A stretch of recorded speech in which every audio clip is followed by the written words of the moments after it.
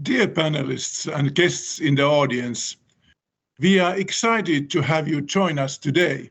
I am Mika Koskinen, Consul General of Finland in New York, and on behalf of Team Finland, the Consulate General of Finland and Business Finland, I want to warmly welcome you to our event. Takeaways from Finland, enabling responsible consumption. This event is the second in a series of discussions highlighting current Finnish know-how in various industries that are crucial and topical themes globally. Our first event in the series last month focused on cybersecurity and critical infrastructure. Today, we are emphasizing the importance of responsible consumption and will view it from 4 different perspectives, with the help of our distinguished panel covering consumer, company, investor, and regulator points of view. Finland is a frontrunner when it comes to sustainability. We have one of the most ambitious climate goals in the world, to be carbon neutral and the first fossil-free welfare society by 2035, a goal that is firmly set in our Finnish law. We were the first country to publish a national roadmap towards circular economy, and currently we utilize 14 industry-specific roadmaps supporting Finland's climate goals. Our companies have had sustainable business models for decades, and their innovations in the green economy are addressing global issues such as supply chains and the loss of biodiversity. The US offers vast opportunities and great potential for Finnish companies looking to grow their current operations or expand their business to this market. Cooperation between Finnish and American companies, cities, and academic institutions can help address the issues around responsible consumption and also bring new solutions to the global market. We are thrilled to bring together the knowledge from both Finland and United States in today's discussion and to inspire new ideas and ways of cooperating with all of you in the audience. And now, I am pleased to welcome our keynote speaker and moderator for the panel discussion, Malena Sell-Myllyoja, a leading specialist in circular economy for biodiversity at the Finnish Innovation Fund, Sitra. Warmly welcome. Thank you so much, Mika, and welcome to the panelists and audience also from my side. I look forward to a discussion on the sustainability transition today, and especially hearing from the 2 sides of the Atlantic, because we're moving ahead and we could move ahead together even more closely. So for our audience, we'll have the chat box open and encourage you to ask questions and engage with each other as well. In addition, we'll have 2 rounds of questions for the audience on Mentimeter, but we'll get back to those a bit later. Now, to kick our discussion off, I'll bring one additional, or perhaps integrated perspective to the table on a resource-efficient and circular economy, as this is an area that Finland is particularly strong in, and for sure there are roles for consumers, for businesses, for investors, and the regulators. And I will be sharing a few slides with you. So let's see. I'm getting them up. And hopefully you can see the slides. So a few words about Sitra, the Finnish Innovation Fund that I represent. Sitra is an independent think, do, and connect tank operating under the Parliament. We're funded by the returns are on our own endowment, and our areas of operation are democracy and participation, the fair data economy, and sustainability solutions. We also work on foresight and training. And as part of all of this, we've been working to find solutions to help tackle the planetary crises for many years, leading from work on the world's first national circular economy roadmap here in Finland to starting the World Circular Economy Forum. So why circular economy? I mean, we all know this. Climate change, biodiversity loss, pollution, and overconsumption of natural resources. This is kind of triple crises that faces the planet and society at large. But the good news is that these challenges can be tackled when we go looking at the same root causes, and that is very much related to how we produce and consume materials in today's linear economy and shift to a circular economy.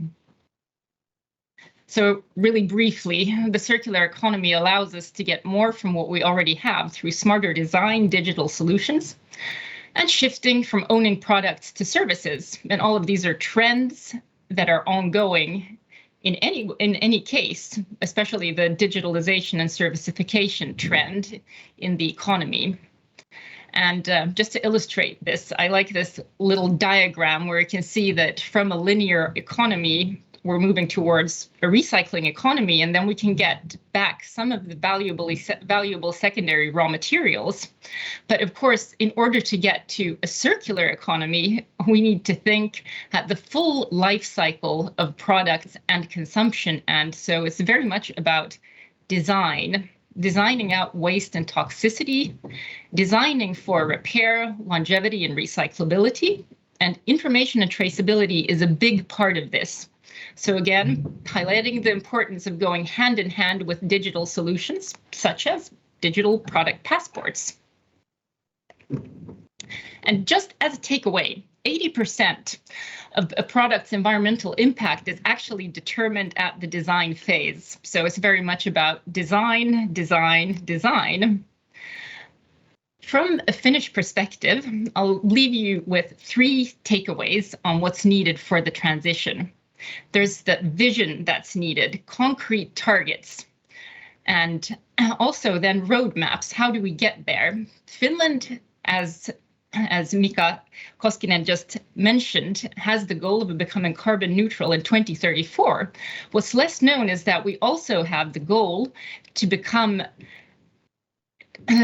half as material intensive in 2035 as compared to 2015. So the use of raw materials needs to become more productive and more circular. In our roadmap, what we did was work with different stakeholders to create it together, hearing from all of the different sides of society that we'll be discussing further today. And through that, we're able to have something of a more just and inclusive transition. Second, of course, business needs to be on board. And so at Sitra, we've been working with companies and creating different toolbooks and guides that companies can use to create their own circularity ventures and really finding what works for them. So the transition is also about ownership. And thirdly, of course, we can't go it alone. We need to have a global transition and global cooperation around sustainability. Our economies are so deeply connected, and the global value chains that we rely on so much, and where we've also, of course, seen problems over the last couple of years, that's where we see the full life cycle of the products and services that we consume. And so this is really quite clear. And for this reason, Sitra has also created the World Circular Economy Forum, and I'll get back to that later. Now, just to talk a little bit about the businesses and business opportunities, there are a number of different ways that we can that businesses can move to go into the circular economy. There's repair and remanufacturing, there's product service systems, and of course, there's also sharing platforms. And there are ways that the existing that renewability and resource efficiency and recycling is part of the picture. Sorry, I have my son who started his vacation, and so he's behind me here. Let me move forward. I wanted to give you a few concrete examples of how the circular economy can work in different ways in different companies, big and small. So one example is WIM, which is a mobility as a service pioneer. It's an app that can help combine different modes of transportation so that you don't need to buy or own a car. Konecranes is more on the capital goods side. And what's interesting there is that, of course, who would buy a capital good that's not efficient and long lasting?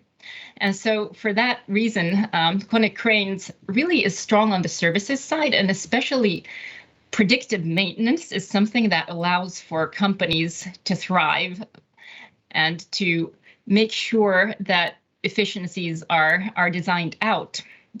Then Infinited Fiber Company is a company with a whole new technology to create new fibers of really high quality from recycled fibers. And here it's about the technology. This is one example that we'll hear more about later, the textiles, the global textiles value chains. I mean, they're really all around the planet, and in order to create these new fibers and to get scale, of course, the new technologies will also be needed at those places where most of the production is happening. And then a final example is Fortum Battery Solutions. And this is an example where a company that's been quite a traditional energy company has gotten into the really rapidly growing EV sector. And with EVs probably growing 14 times over the next less than 10 years, a lot of materials will be required. And for that to work, we need to have from the onset the kind of recycling solutions that will allow us to use them again and again instead of going back to rely on virgin resources. So very quickly, the World Circular Economy Forum, this year's event will take place in Kigali. It's the first one on the African continent. I very much encourage and welcome all of you to join. And now we will move back to our panel instead. So I'll take my presentation down from here. And just to kick off, I'd love to now introduce our great panelists that we have with us here. Firstly, we have Eva Heiskanen, who's Professor of Sustainable Consumption at the University of Helsinki. We have Annu Nieminen, who's founder and CEO of the Upright Project, the creator of a net impact model, which is a new way of measuring what effect companies have on the world. We have Richard Horsch, who is a lecturer of international environmental law at Columbia Law School, among other things. And we have Lisa Morales-Hellebo, who's co-founder and partner of the REFASHIOND Ventures. But before hearing from the panelists, let's hear from the audience. Now we have a question in Mentimeter, and you will have the instructions at the bottom of the screen for how to use it. So to sign up, you can go to menti.com and use the code 75320690. And the question for the audience, and members of the panels too, I guess, is if you had the choice, which of the four do you think has the most potential to drive sustainable change and enable responsible consumption? So you have four options: consumers, companies, investors, or regulators? So now let us see what the answer is. We'll give it a little bit of time, seeing how the answers are changing as more people vote. Okay, so we do have voters for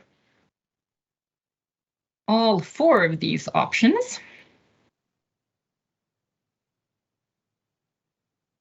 And it's getting more and more equal.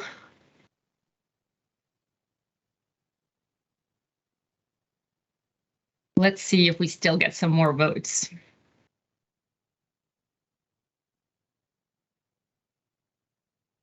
Clearly, the regulators are getting a lot of votes here.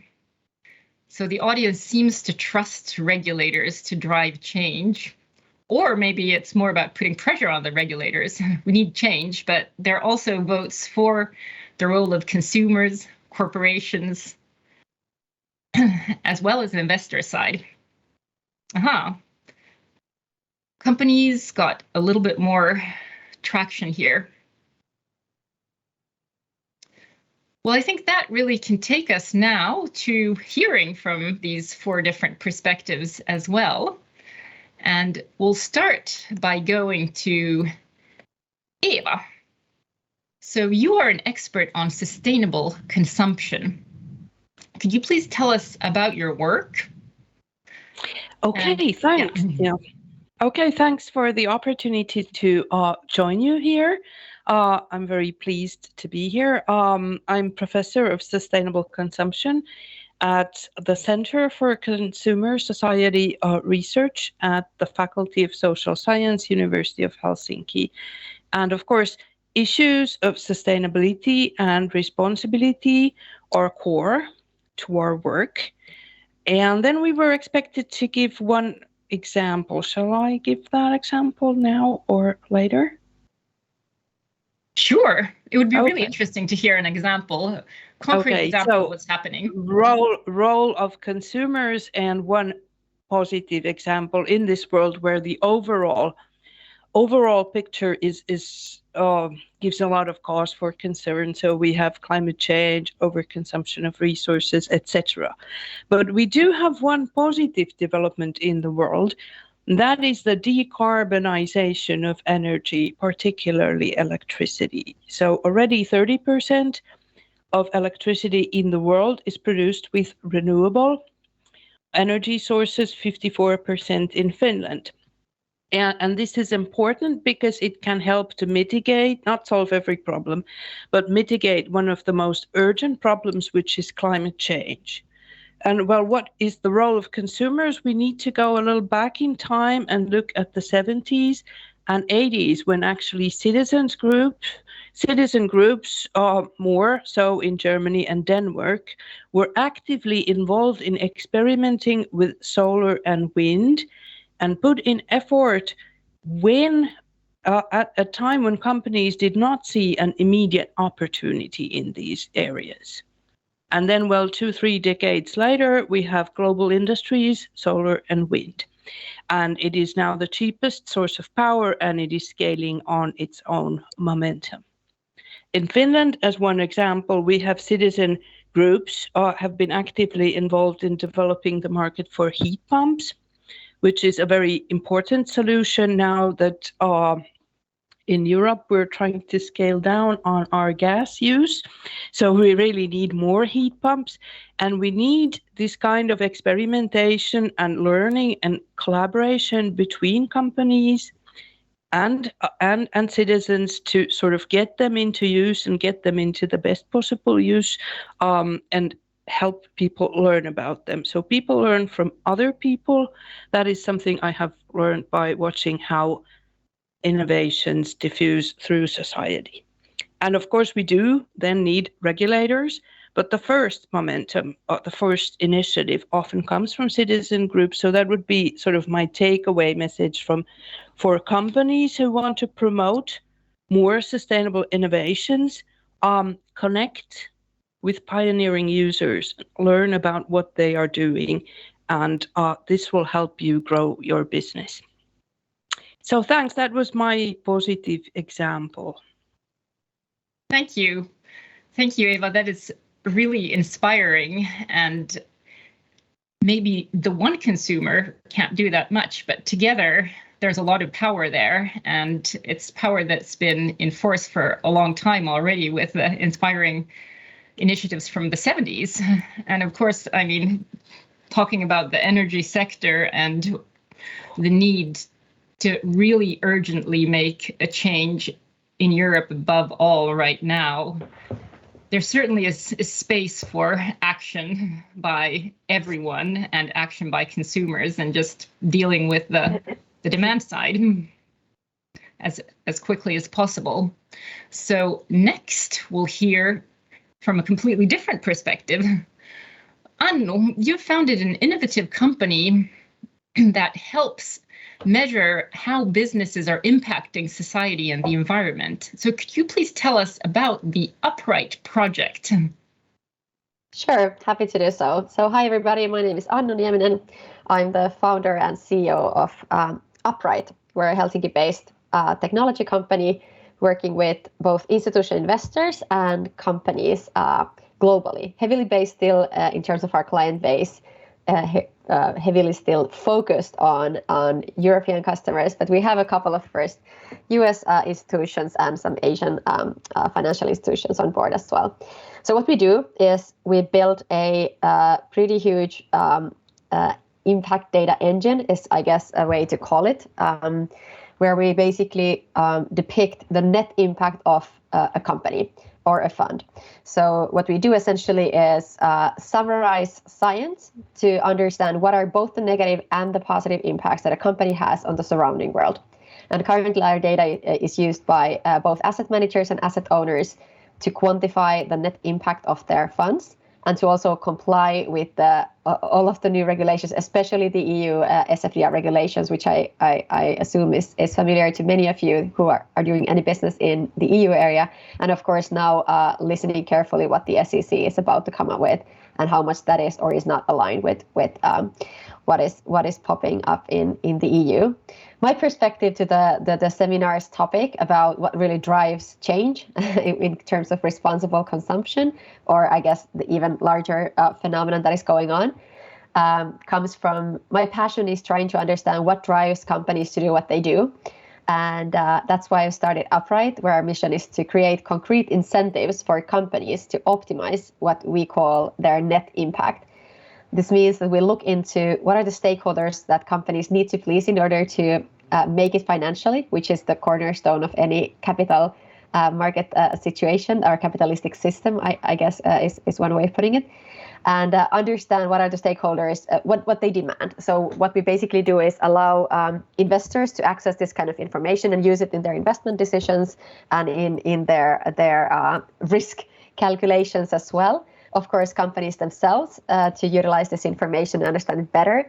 Then there's, of course, the whole discussion about customers that can be in B2B other companies or in B2C consumers, which is our focus today. But also wanted to bring another group of people that is not necessarily been discussed yet today, which is employees, and how that is also a lever to what kinds of innovations get to higher and higher new levels. So speaking very concretely about what kinds of companies are today able to attract the best 0.5% of top talent. 10 years ago, still when I was still a bit younger and starting my career, a lot of my friends went to London investment banking or Wall Street or so on. Nowadays, we're seeing very different choices being made. A lot of so-called impact-driven growth companies or so on taking some part of that talent.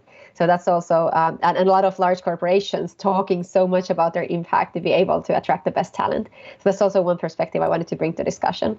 And of course, the regulator and the public sector plays a huge role, and we also provide our data quite a bit for them as well. But maybe more about that later. Great to be here. Thank you, Annu, and great to hear about your own choices, actually, and how you are one of those employees who has made the choices towards really working for sustainability. That's a good additional perspective that we have here. So at this point, we will move to Richard. So as a law professor knowledgeable about sustainability developments in the US and abroad, what change do you see happening? And there has been quite a lot of reference to regulators. Could you tell us a bit more about that perspective and your own personal perspective and experience? Yes, well, thank you.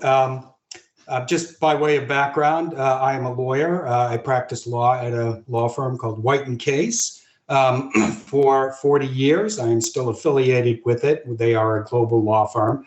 As an aside, we've had an office in Helsinki since the early 1990s. I'm semi-retired from private practice, and I currently teach as an adjunct at Columbia Law School. I teach international environmental law. My focus is international and US based. I also, and I should mention this, teach 2 courses at Columbia at the master's level. Columbia University has a sustainability management program, which is sort of, I compare it to an MBA with a very strong sustainability slant to it. And I teach, again, international environmental law and US environmental law to non-lawyers and non-law students. And this trend in education towards sustainability, I think is an ongoing trend and is building, is one of the trends that I'm seeing that is leading to this focus on sustainability. Finally, I coordinate a program with Columbia's Sabin Center on Climate Change. We prepare and offer to policymakers model laws to address climate change. The project is called the Legal Pathways to Decarbonization. And my focus today will be very much at the international level as well as the US level.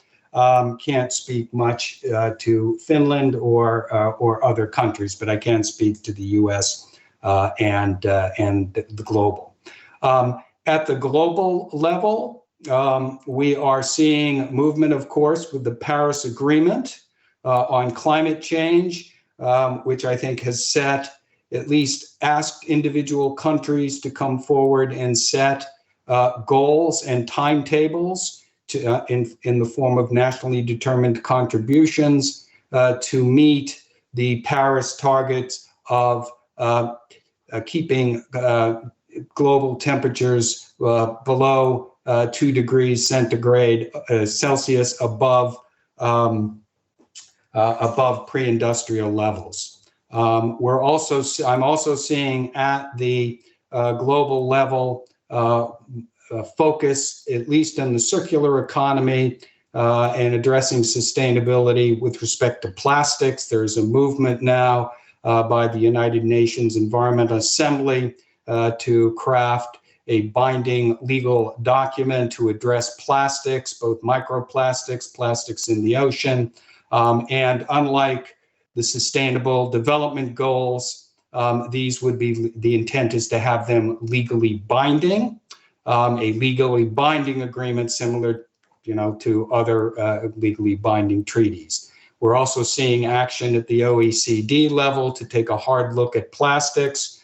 We're seeing focus in other sectors such as e-waste with the Basel Convention on transboundary movement of waste. I'm not seeing sort of global efforts at sustainability writ large, but we are seeing movement at the global level in those specific sectors.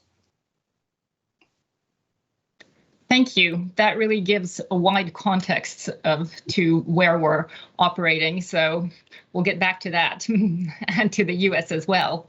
Now we'll hear again from a different sector. So Lisa, you're an entrepreneur and investor. So could you tell us about REFASHIOND Ventures and your perception on how investors are driving change? What is happening in the world and in New York in particular?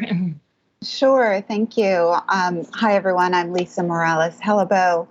I am 27 years in tech now, serial entrepreneur who has seen perhaps every side of business except for legislation, although I'm getting into that as of late. Having built companies from the ground up and now having built and founded the New York Fashion Tech Lab in 2014, I think I have a unique perspective, really understanding what the drivers are, particularly in the United States. And what I learned during the New York Fashion Tech Lab, talking behind closed doors to the C-suite of all of these major brands and retailers, the CIO, COO, CTO, and in some cases CEO. Unfortunately, what I learned is that they really were not incentivized to make the hard decisions needed. And it almost seems as if they really couldn't care less if their company was the reason the planet burned to the ground, or if the company went under in 5 years because they were jumping jobs every 2 to 3 and investing in shiny objects to get their bonuses. And it made me furious. So I left after the first cohort of my program to study the apparel supply chain for a year on my own dime, and tied everything I was learning back to what I had done in Silicon Valley 20 years prior, where I pioneered mass customization, personalization, and on-demand one-of-one micro-manufacturing made in the USA across cosmetics, skincare, hair care, and fine fragrance for Procter & Gamble. And we literally had a 22-year head start on what the rest of the world is just now arriving at and realizing is needed. And in that year of study, I have a design degree from Carnegie Mellon, so I applied design thinking to all of the variables that we're talking about today. You know, the massive overproduction, that all of the shifts that we're trying to publicly address are still incremental. We have this 1,000-mile journey that we've moved maybe an inch over the past 30 plus years for the industry, and we're just now starting to really realize that we've run out of time. So the fact that we've addicted consumers to fast fashion and we don't have enough time to change human behavior, and the fact that the planet is in full-on crisis. What I arrived at is that we, first of all, need more capital going into this early stage innovation that is driving the most needed changes to no longer incrementally address the biggest factors, but to create paradigm shifts because we've run out of time.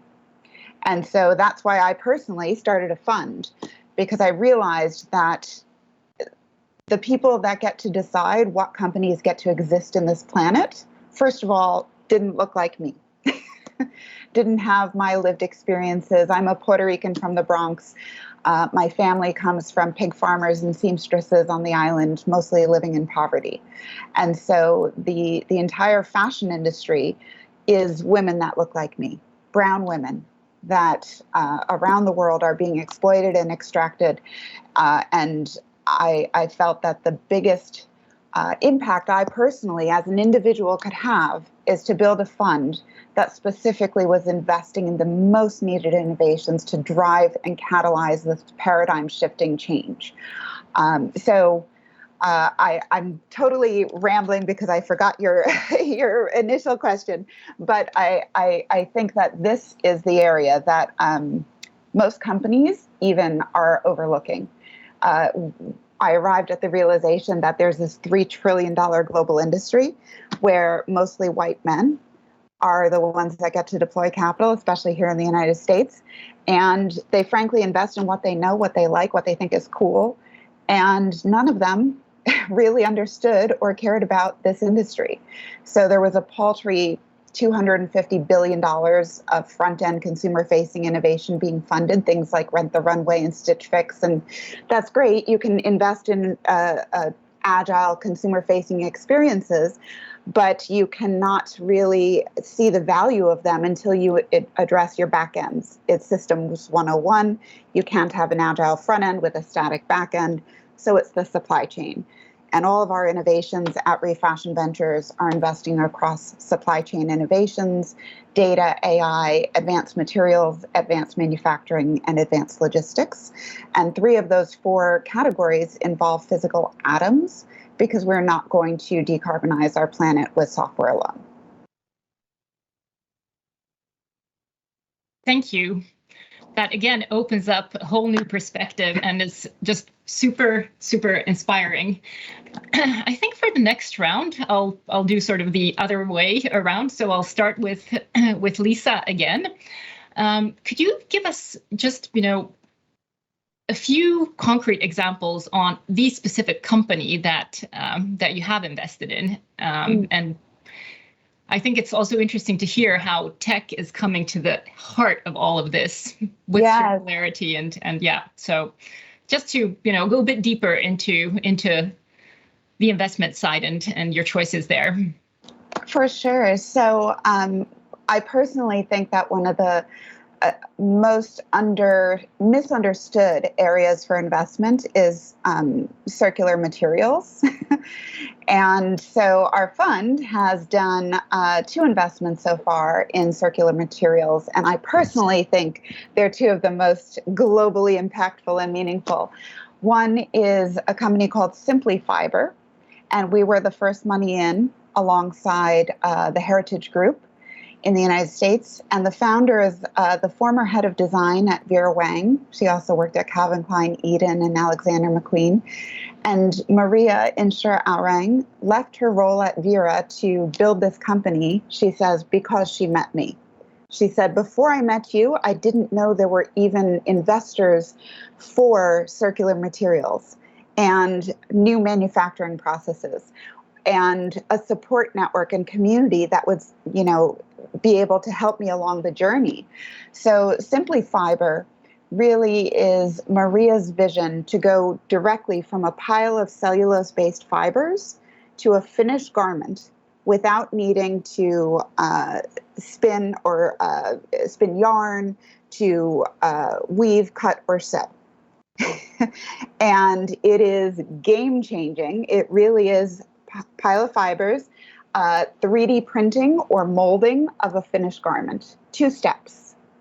And then those fibers, because they have no other additional materials added to it, can be dissolved down and don't degrade from long staple to short.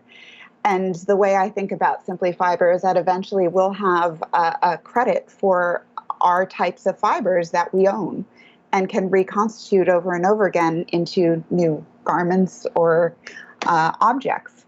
So that's Simply Fiber. The other one is natural fiber welding, which I'm sure a lot more people have heard of.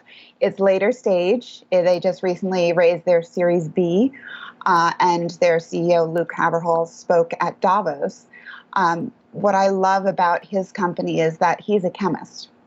He has a PhD in chemistry, and he really came at the problem like most outsiders, which is where disruption comes from. You cannot expect the industry to disrupt themselves. He came at the problem of plastics and really wanted to understand why are plastics the go-to solution for almost every problem in our world, and what is so desirable about the properties of plastics in different types of materials. And so he approached it from chemistry, and he realized, the biggest inspiration for chemistry in his life was his mom.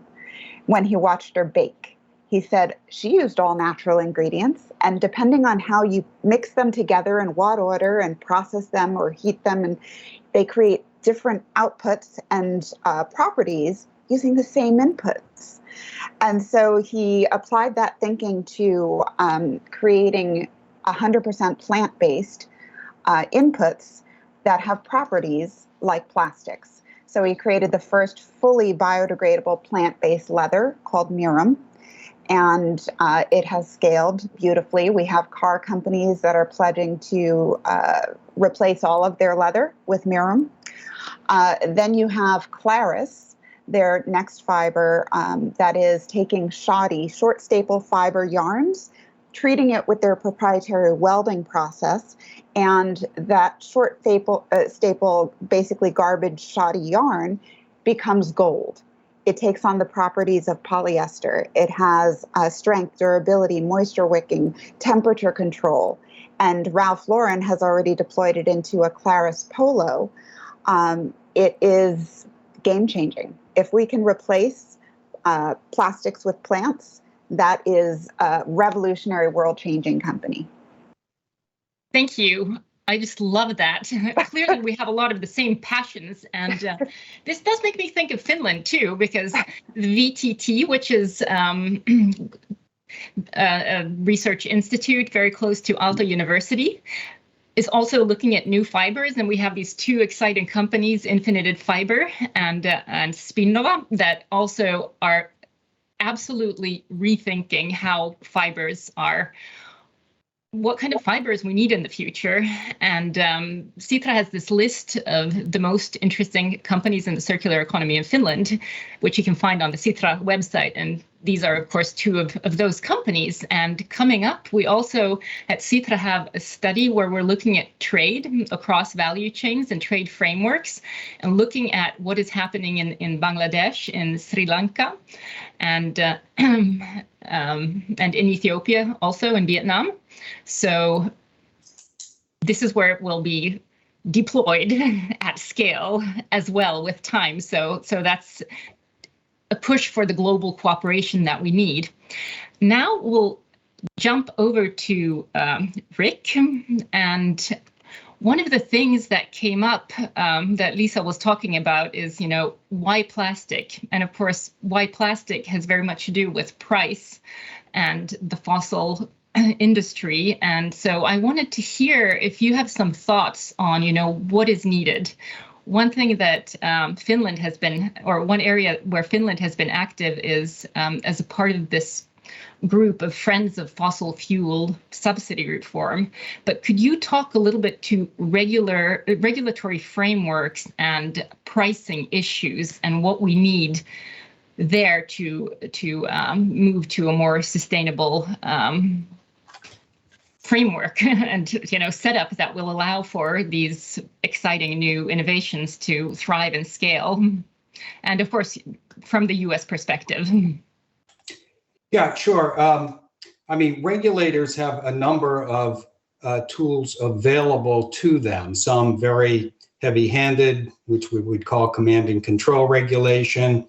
Others, such as penalties, taxes, fines. The regulators also have at their disposal the government itself. So, particularly in the United States, the federal government is a massive consumer of products. If it puts its mind, if it focuses specifically on a particular area, acquiring, purchasing, sustainable products, it will drive that market and create a market. Regulators have subsidies available to subsidize various industries. I guess the best example would be subsidizing the solar industry, subsidizing the wind industry, removing subsidies from fossil fuel in the fossil fuel industry and fossil fuel development. Regulators also have persuasion and disclosure as a tool. The SEC disclosure is a good example, particularly in the United States. The warning on the pack of cigarettes is a good example.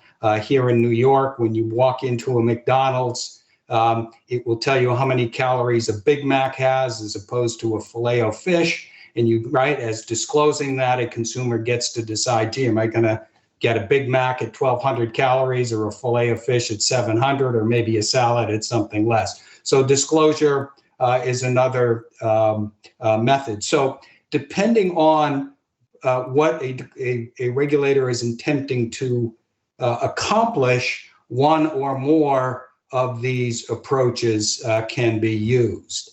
Oftentimes, it's a combination of approaches. But I think to appropriately approach a particular sector, whether it's plastics, whether it's electronics, whether it's construction, there's a couple of signals that there's a couple of approaches that should be given. First, to drive technology, you may need research and development, pushing money into research and development. You've heard of the recent bipartisan infrastructure law that was passed by Congress. As part of that, it's pushing lots of money into carbon capture and sequestration to develop it as a viable technology. It's pushing research and development into batteries, et cetera. But a good start in a particular sector is a broad sort of framework law that sets targets, that sets timetables, and sets signals to industry that this is the new trend. Probably the most successful international treaty addressing environmental issues is the Montreal Protocol, which resulted in the phase out of chlorofluorocarbons, which are very dangerous to the stratospheric ozone. I won't go into the details of the treaty, but it did set targets and timetables. It had enforcement provisions. It had it allowed flexible approaches to for nations to approach this, and nations at the national level, for example, the United States took an approach to this regulation that set timetables for phase out, imposed tax on CFCs, worked with industry to find substitutes, used government procurement to procure products made without CFCs or ozone depleting substances. But the most important thing, it seems to me, it did, and one of the important things for a regulator to do, is to send a signal to business that it's got to change its practice. So once businesses understood, whether at the international level or the national level, that CFCs were going to be phased out and substitutes had to be found. I tell my class in the international law, the CEOs fired all their lawyers and lobbyists, hired engineers, and said, come up with a solution. Find a solution to this problem. A similar approach was taken in the United States in the 1972 Clean Air Act. Congress passed a law that said within 5 years, automobiles have to reduce their tailpipe emissions by 90%. Again, auto companies fired all their lobbyists, hired really smart engineers, and said, come up with a solution. Really smart people focused on how to fix this problem. What was the solution? The catalytic converter. We were able to do it. So by focusing industry, by changing the landscape and focusing industry on finding a solution, I think is the most important thing that a regulator can do. Thank you. That's also a very, very good way of changing the landscape as a whole. And of course, in Finland, we're always happy to hear that engineers are the people that we need also to start finding those solutions, since we're such a country of engineers. Now, Annu, we'll come back to you again and to the work that you're doing and your company is doing. How do you see the relationship between regulators and the companies at the forefront of wanting to make an impact? And please feel free also to react to any of the other speakers and to come back on issues that you want to dig deeper into. Sure, thanks. I guess when it comes to the big debate about what is the role of regulators versus the private sector, for me, I see it more as also coming from very strong, I'm an engineer, and I like to see like how are decisions actually driving other decisions? How does the system really work? So for me, it's both parts of the process are obviously needed. I don't see the regulation driving at the forefront. It's kind of like something that is pushing the laggards to be where they need to be. Very concrete examples from our clients. I mean, we work with very mainstream institutions, like let's say large Nordic bank, Nordea, for example, probably known to everybody in Scandinavia. Largest private equity player, EQT in Sweden and so on, and like 60-70% of companies listed on the Nasdaq Helsinki list. So very not like impact-driven institutions, but rather your normal, very well managed corporations and investors. And even for them, what the bare minimum, what the EU, for example, now is requiring, it's not bringing them any competitive advantage. If you want to really truly market a fund to really have an impact, what the regulation is doing, it's not helping the top have competitive advantages. It's just being like the basic playground and rules for how the laggards should be moving forward. And also when this comes to the IFRS, so the International Financial Reporting Standards that are, I don't know why this is not talked about more in the public. That's why I want to always bring this up, because I think it is actually quite a big change for the systemic side. So essentially what the IFRS is now working on is a set of global baseline standards for sustainability reporting. Nothing major, nothing surprising there. Scope 1, 2, 3, usual suspects for anyone who's worked in impact measuring. But what is relevant there is that the IFRS will demand that these will be reported on a quarterly basis at the same time as your financial figures. So even though the figures would be very imperfect, and don't even get me started there, I'm an engineer, I've been modeling this for 5 years, and there is so much to be done with the metrics, whether they actually measure anything to do with impact. But even just having these numbers there, they are bound to start to impacting things when you need to publish something 4 times a year and tie it together with your financial numbers that the world is waiting for. So these kinds of things are bound to go into executive compensation schemes and stuff like that. So for me, the whole discussion boils down to what are the incentives for change? I don't believe we have time to wait for every Wall Street investment banker to like go on a yoga retreat for 10 years and be enlightened and be like, ooh, I play a role in climate change. We don't have time for that. I'm an engineer. I like to think about how incentives are built and to make them better. And I believe in data. So what my company is doing is building more robust science-based data about what actually follows from you investing in company X versus Y versus Z. And this is what we do. And this is the kinds of things that companies are increasingly using in their communications to gain their competitive advantage. And that's just a part of the game. When it then comes to, I know I was especially asked to talk from the perspective of companies. And I understand that for many companies, I don't know how many are now in the audience, but I know that for companies, like navigating this space right now can be really confusing. And it can be sometimes very hard to know what to do, what not to do. So I am willing to offer my 3 simple advices. One of them is to concentrate on your core business.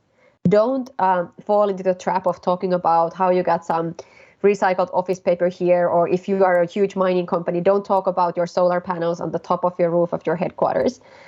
Look at always the scale of things.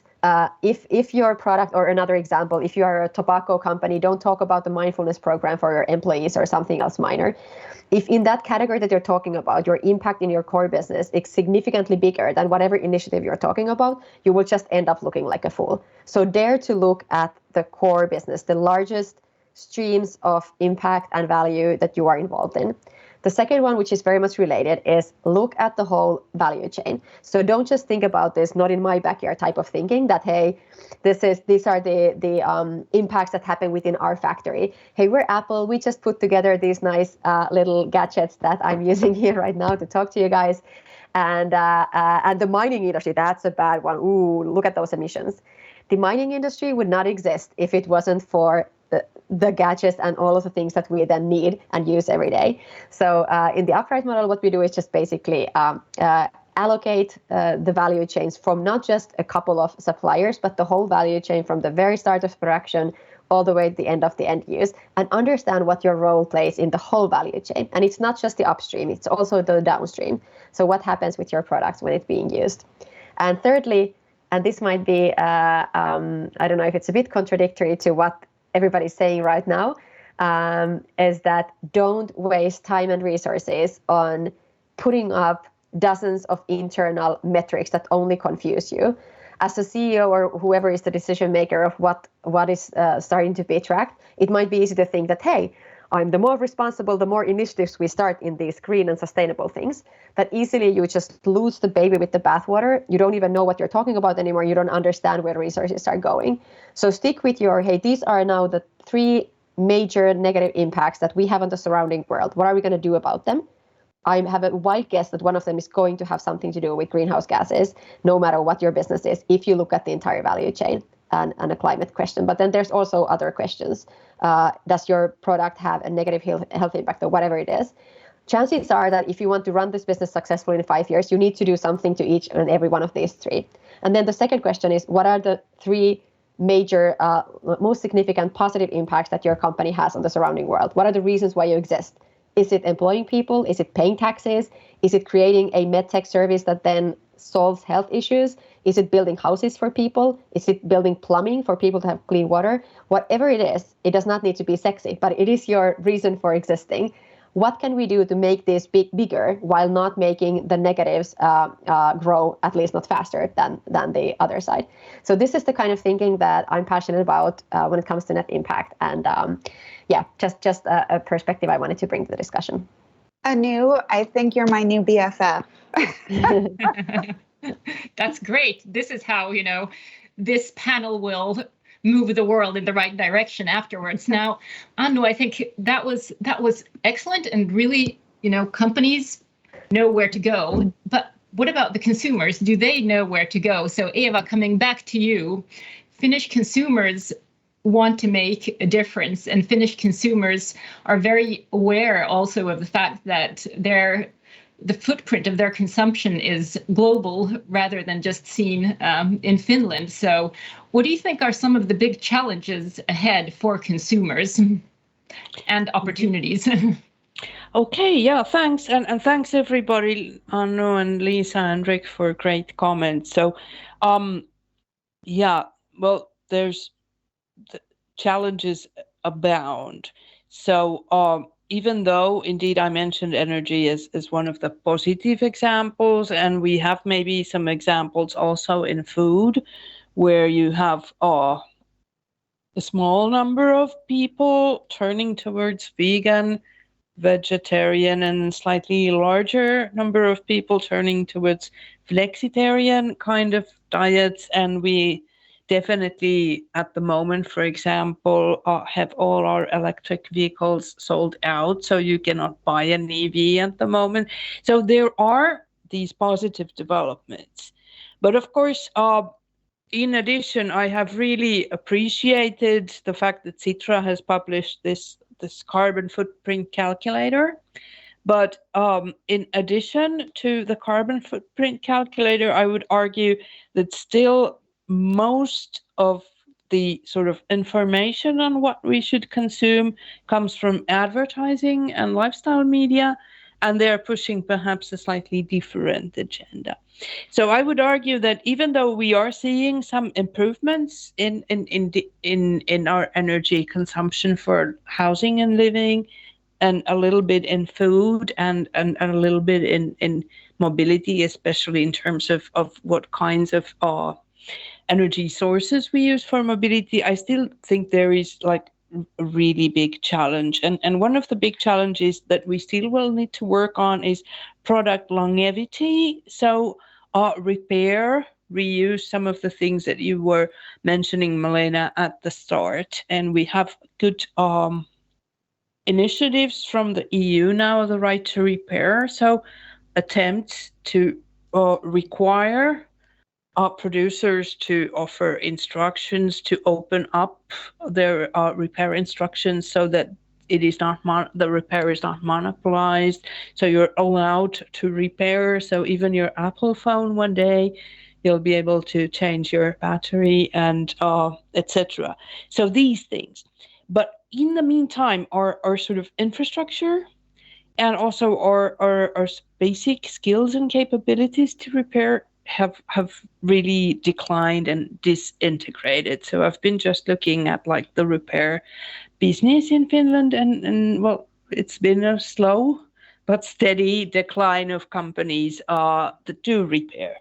So that is one of the things we really need to revive. I think it is not only Finland, it is also Europe, it is also the US, where we need to, and this is not only for the sustainability reasons, but also due to our supply chain bottlenecks, that we probably will need to figure out a way of using the materials that happen to be here at the moment and reusing them.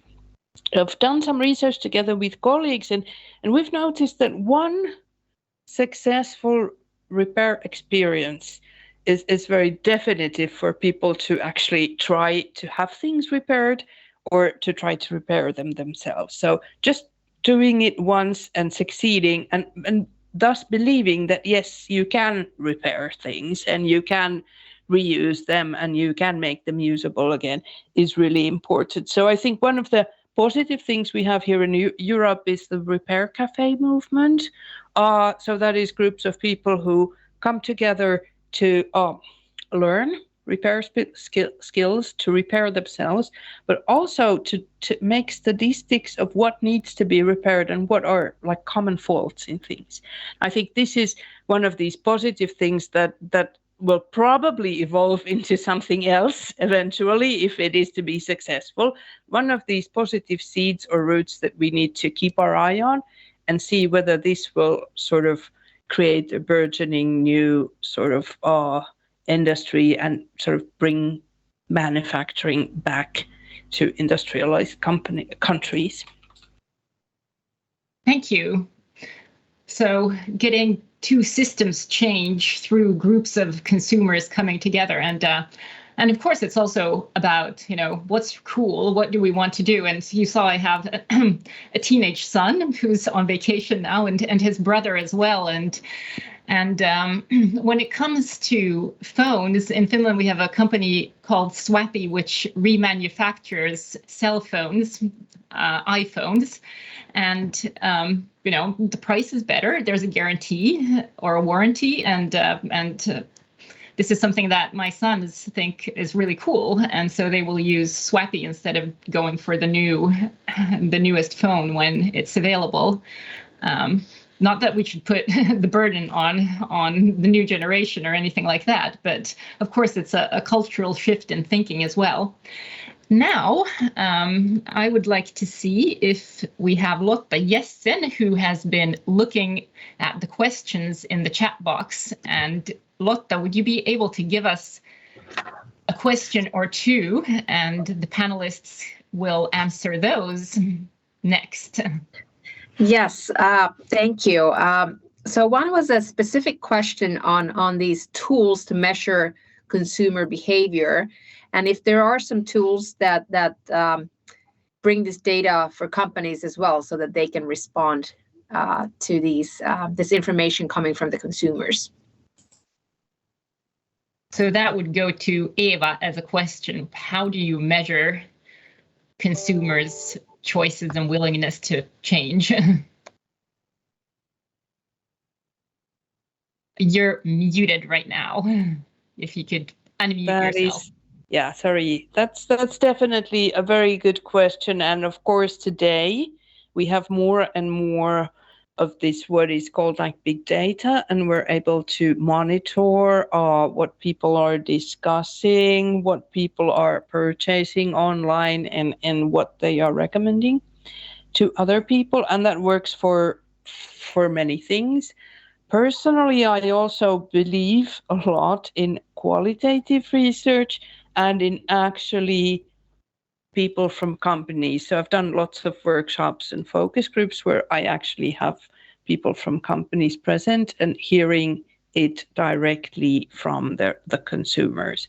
And that is, of course, not the most generalizable data. If just there's one lady who said something or was very adamant about something, but it is very memorable. And I have the experience that actually engaging consumers, having consumer panels, having customer groups and panels creates sort of memorable experiences that are very actionable for people working in companies. So when they hear from one lady who is very adamant about something, they will go back and they will do something about it.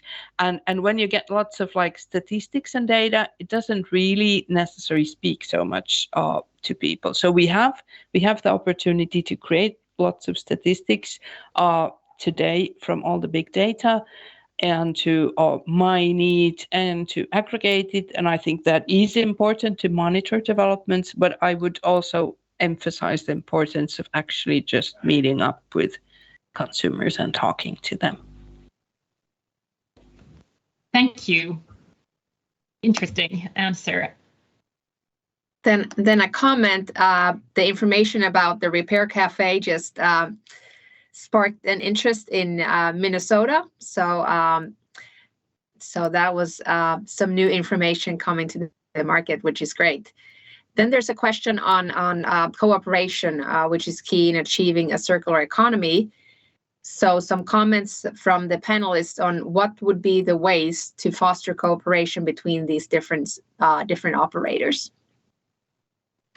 Thank you. That's actually an excellent question also, because I've been asking the panelists to speak from their perspective, but and this might be actually a last roundup, how do we get the different sectors to work together better? So I'll let all of the panelists speak. And Lisa. Yeah, I'd love to jump in on that one. So on top of having our fund, I am also simultaneously CEO and founder of a company called REFASHIOND OS, or ROS. We are building a collaborative network of vertically integrated individual companies, from fibers and yarn spinners and dyeing and finishing to knitting and weaving and cut and sew, all made in the USA. We're orchestrating the integration of different technologies for a data layer across all of these distributed partners, so that we can create real-time throughput capacity and load bearing and distributed data transparency, so that we can really get ahead of making sure we can enable just-in-time and on-demand post-purchase production, which is really a logistics feat, and making sure you have the right circular raw materials in each region. This network is orchestrating to build, starting with just-in-time and then eventually a unit of one post-purchase on-demand production. These systems really are start with systemic design thinking, which is, I think, needed across all value chains now. Everyone, I think, has touched upon this, that none of this can happen in a vacuum. And it also can't really happen from within the industry. They're the laggards, their inertia is great. And it really is a perfect time for disruption, much like when Blockbuster was disrupted by Netflix. I see that as being the type of change that's happening within this industry. And we are going to see more and more of the laggards and legacy companies no longer existing.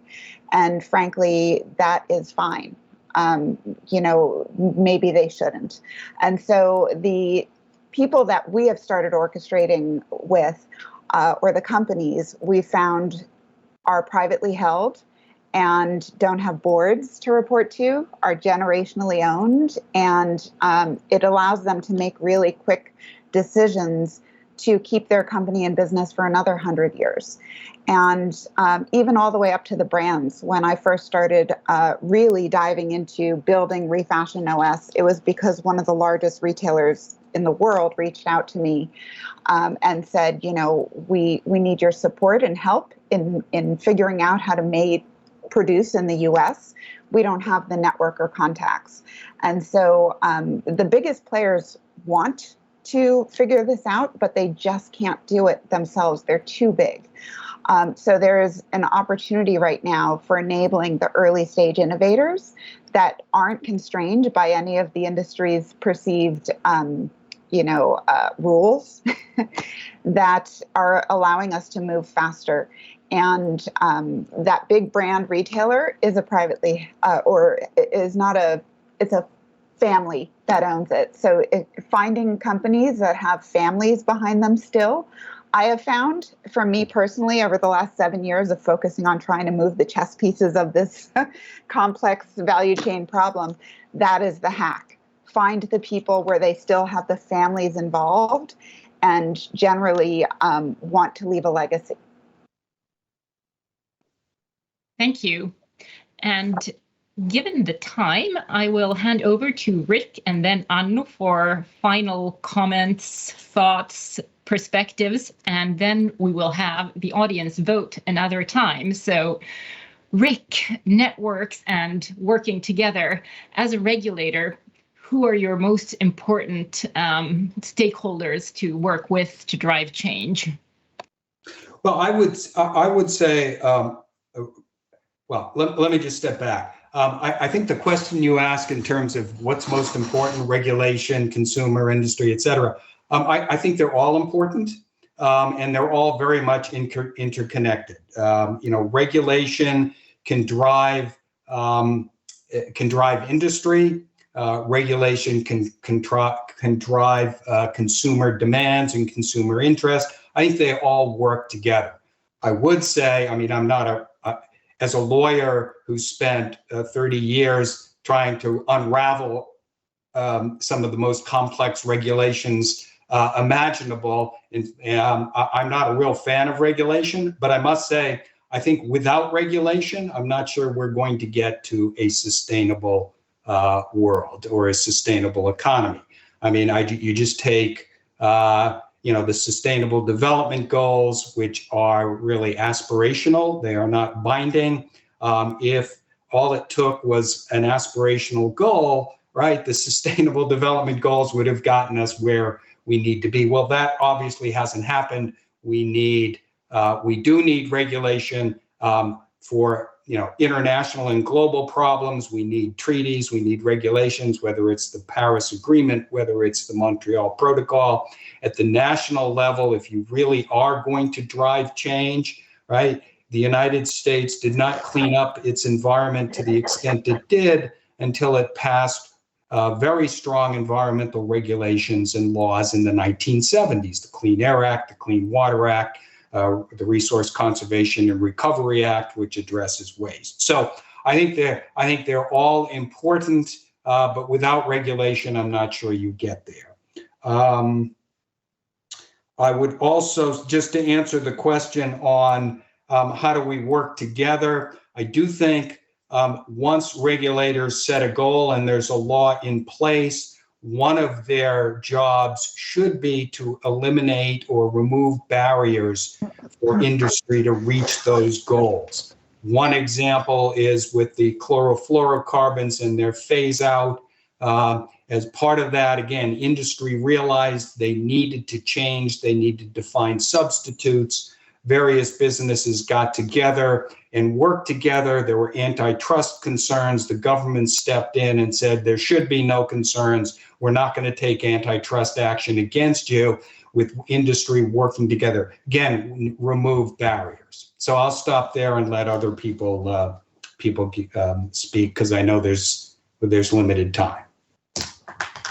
Thank you so much. And Annu, a quick last wrap-up comment, and then we'll do one more vote for those who are still around. So looking forward. Yeah. Well, just a wrap-up comment from my side. I think when you look at any healthy capitalistic system, how it works is there's like two ways in which a company can be created incentives to drive change. Either they have to, that's where regulation comes in, or they make more money by it, and that's where consumers and all these trends come in. It's simple as that for me as an engineer. For the collaboration part, one comment only.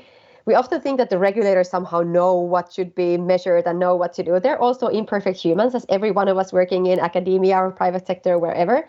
So I've actually found it immensely interesting to talk with the EU regulatory bodies and the IFRS right now about how they actually, what is the process of putting together these metrics. Nobody really knows in humanity right now how you should measure the actual impact of Tesla. Let's just put it out there. I've been working in it now for quite so many years with some of the most talented mathematicians in the world. So this is something where I guess every one of us in the private sector also should see our role in giving feedback to the regulators, because the regulations can be better or worse, and they can take us where we need to be faster or slower. So that's where also one part of the collaboration lies. I would agree with that. Great. We have a panel with agreement at the end of the panel, and now we'll see what the audience thinks. So over to Mentimeter, and same question, same options. So please do go ahead and vote.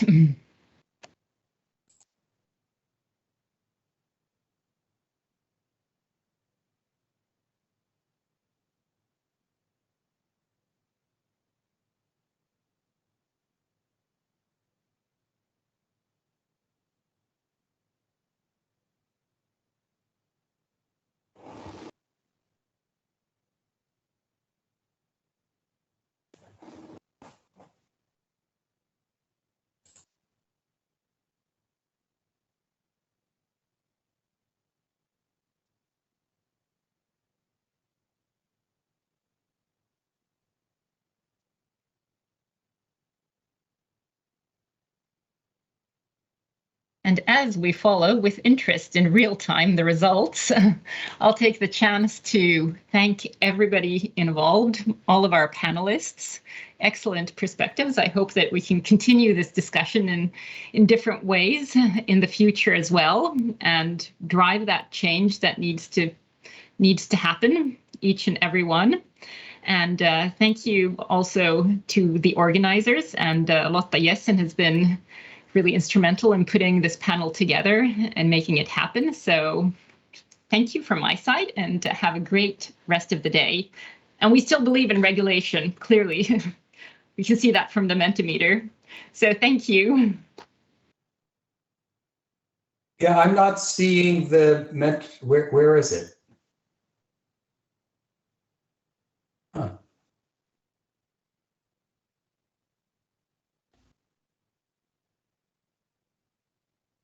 Premia, Vesa, could you please show the results? I'm not. I see it. Yeah, now. Yes. Okay, so reinforced belief in regulation. Great. And investors also jumped a little bit. I moved the needle. Woohoo! Is there a way you could do a comparison beginning from the first to the second? Just put them side by side?